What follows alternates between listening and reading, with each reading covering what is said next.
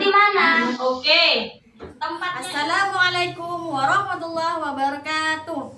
Perkenalkan, nama saya Qurratul Aini. Sebagai mahasiswa PPG Universitas Islam Negeri Salatiga batch 1 tahun 2025. Program studi Pendidikan Agama Islam dengan nomor PPG 693610028207 akan melaksanakan praktik UIN hari ini tanggal 8 Mei 2025 di kelas 3 dengan materi peristiwa kerasulan Nabi Muhammad SAW di MI Raudatul Ulum Lubawang Banyuglugur Situbondo. Assalamualaikum warahmatullahi wabarakatuh. Waalaikumsalam warahmatullahi wabarakatuh. Anak-anakku yang solih dan solihah, bagaimana kabarnya hari ini? Alhamdulillah, luar biasa. Selamat pagi. Pagi, pagi, pagi. Mana giginya? Hi. Buka mulutnya. Ha. Tertawalah. Ha. Adakah kelas 3 di sini? Ada. Are you ready? Ready. Terpesona. Aku terpesona. Memandang wajahmu yang manis. Siapa kita? Kelas 3 dong, Besti. Siapa kita? Kelas 3 dong, Besti. Baiklah anak-anakku yang solih dan solihah. Sebelum pelajaran dimulai, mari kita berdoa bersama-sama terlebih dahulu yang dipimpin oleh ketua kelas. Silahkan Novi.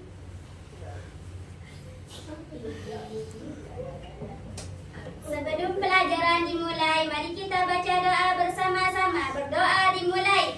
Bismillahirrahmanirrahim.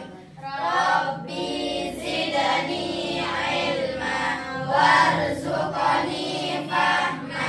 Rabbi shrah li sadri wa yassir li amri wahlul 'uqdatam min lisani yafqahu qawli. Amin ya rabbal alamin.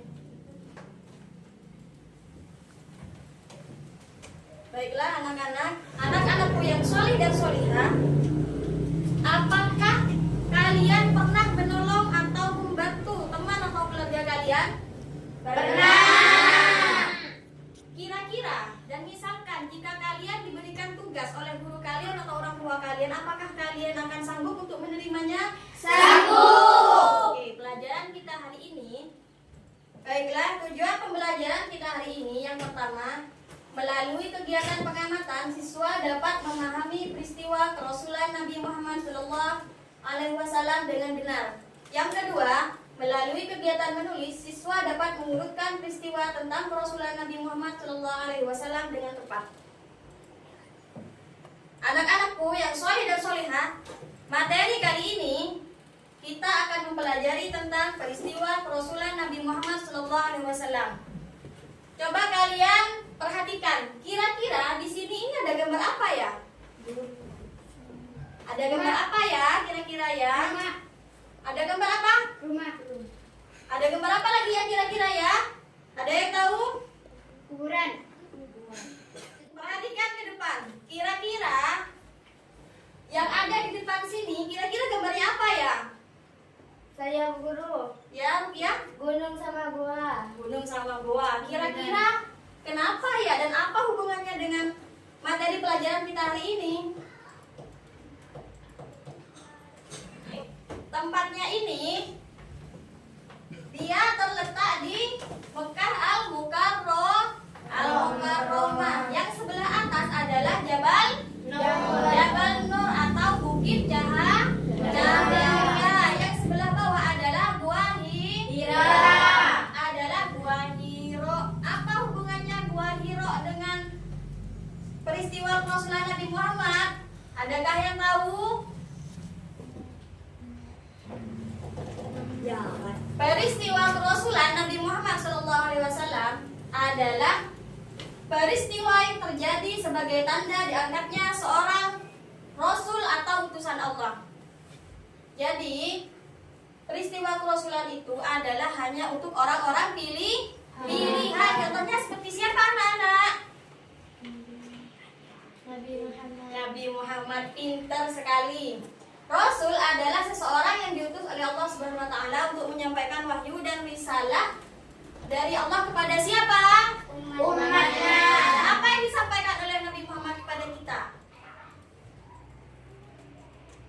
Apa yang disampaikan Nabi Muhammad kepada kita semua? Agama Islam. Islam, pintar.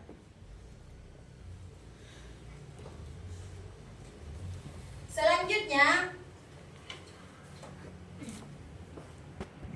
peristiwa kerasulan Nabi Muhammad ini ada 4 tahap. Yang pertama adalah Nabi Muhammad SAW bertafakkur.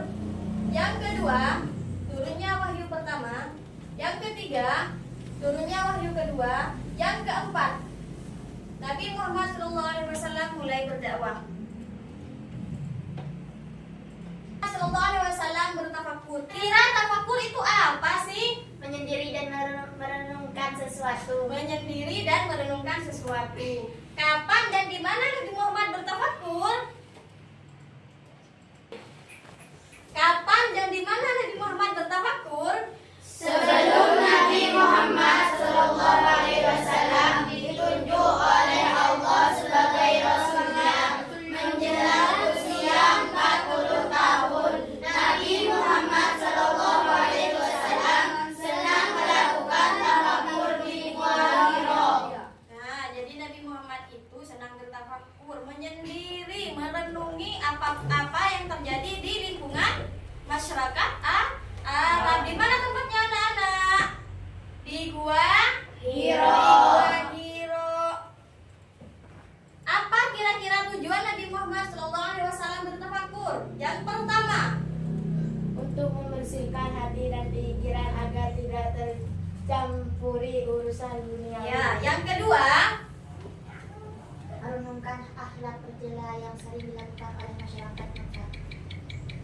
yang ketiga, Banyak merenung memikirkan perbuatan kaumnya dan berdoa agar kaumnya diberi petunjuk.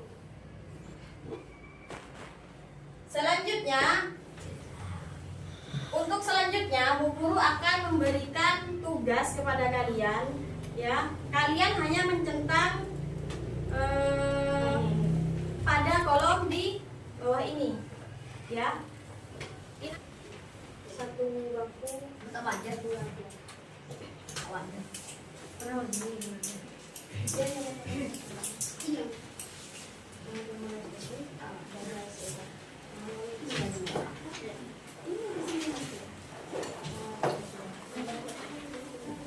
Nah, anak-anak silahkan diisi dengan mencentang salah satu dari jawaban yang benar.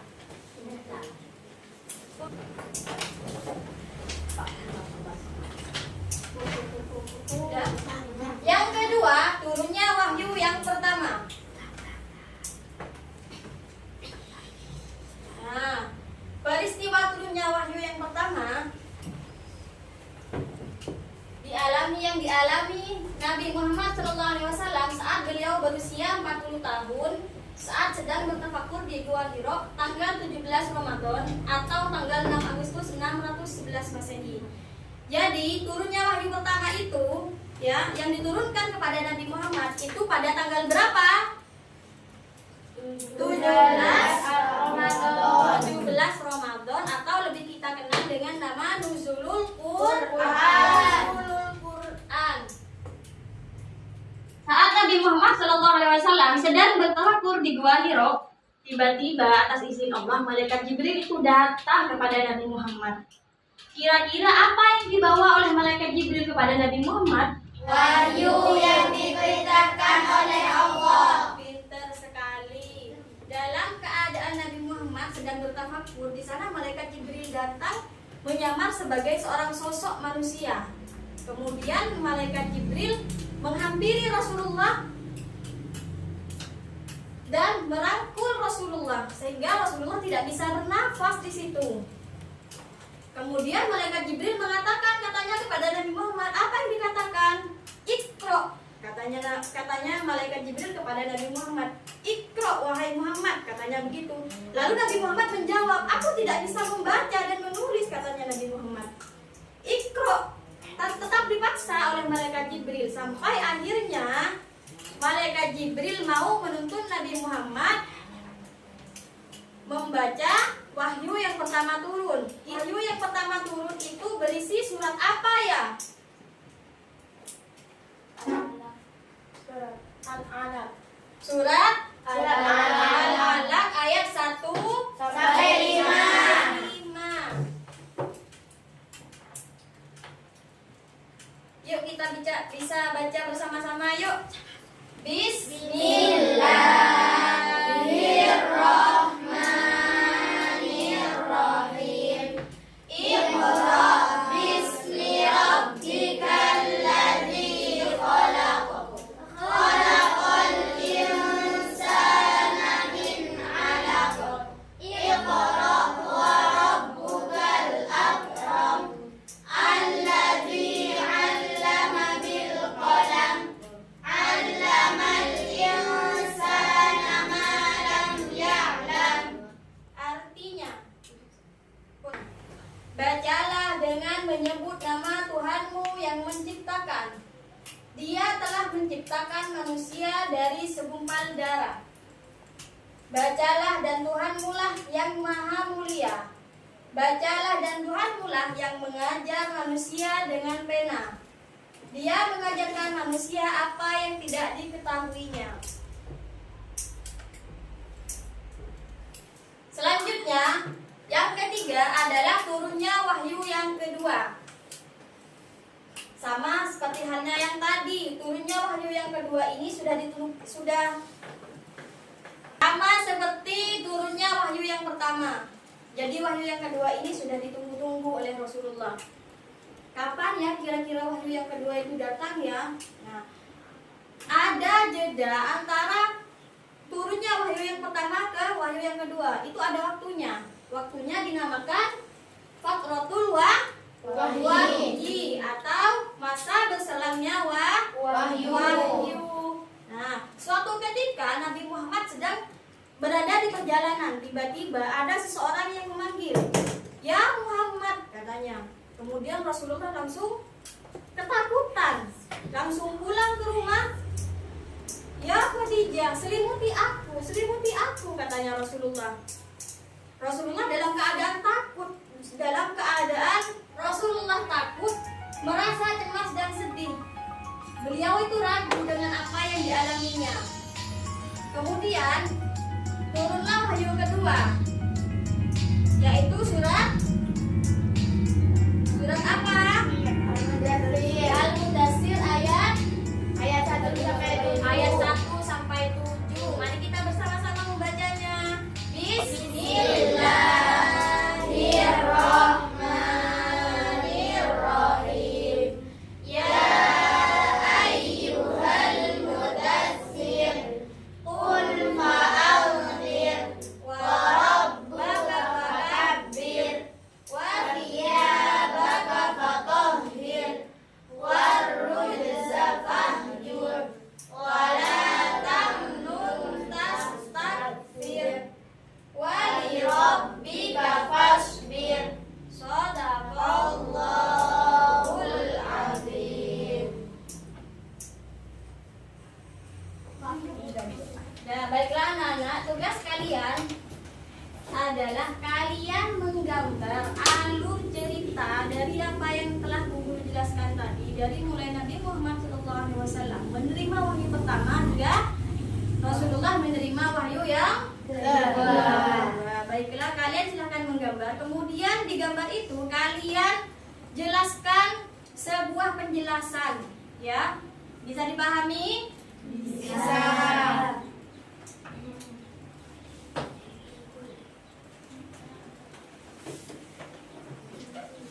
Silahkan digambar alurnya.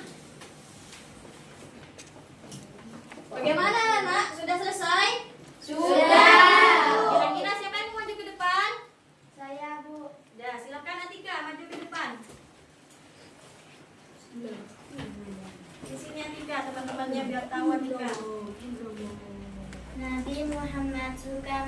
diri.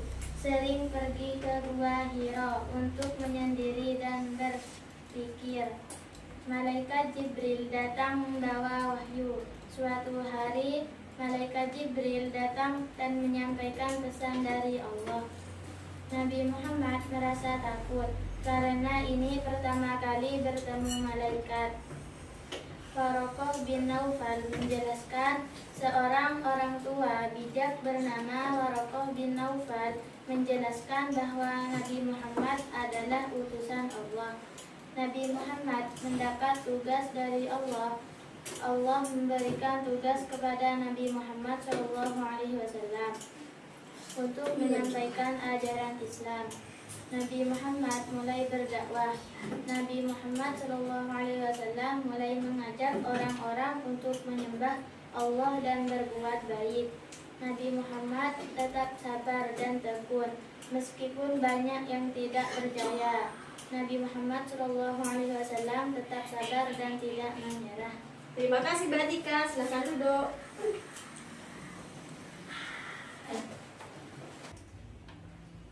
Yang terakhir adalah Nabi Muhammad SAW mulai berdakwah. Jadi ketika Nabi Muhammad sudah menerima wahyu yang pertama dan kedua, Nabi Muhammad sudah mulai berdakwah. Yang pertama, Rasulullah berdakwah dengan secara sembunyi dari rumah ke rumah, dari tetangga satu ke tetangga yang lain. Selanjutnya Rasulullah mulai berdakwah, mulai memberanikan diri berdakwah dengan cara terang-terangan. Sudah berdakwah di tempat umum, sudah mulai berani Rasulullah. Rasulullah itu berdakwah dengan tekun, dengan sabar. Walaupun banyak yang mencemooh, walaupun banyak yang menghina, tapi Rasulullah tetap bersabar. Kesimpulan dari materi kali ini adalah peristiwa kerasulan Nabi Muhammad SAW adalah awal mula beliau diangkatnya menjadi Rasul, dan awal mula Rasulullah menyampaikan seruan untuk memeluk agama Islam. Wahyu pertama turun melalui malaikat Jibril di Gua Hiro pada Nabi umur berapa? 40 tahun.